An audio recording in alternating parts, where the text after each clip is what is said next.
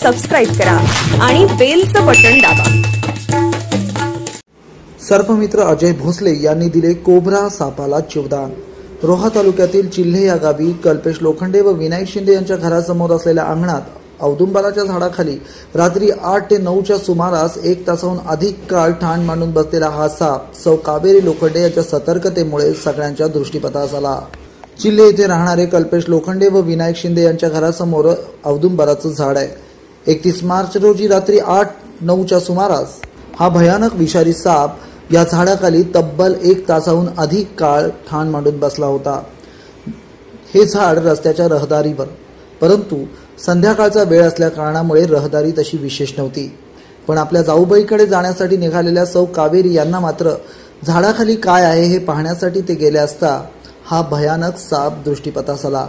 लगेचच त्यांनी सर्व शेजाऱ्यांना बोलवलं व ही गोष्ट सगळ्यांच्या समोर येताच झालेल्या गडबडीमुळे हा साप शेजारी राहणारे विनायक शिंदे यांच्या घराच्या जिन्यात जाऊन बसला।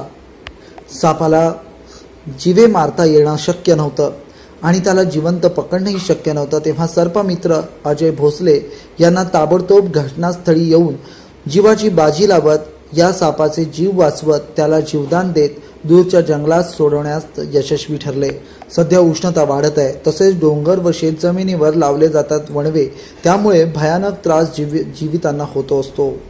पाण्याच्या शोधात व भक्ष्याच्या शोधात बाहेर पडणारे हे जीव अशा पद्धतीने मानवी वस्तीत थारा घेतात, परंतु सर्पमित्रासारख्या माणसांमुळे त्यांना जीवदान मिळतं हे कौतुकच। आता सबस्क्राइब करा आणि बेलचं बटन दाबा।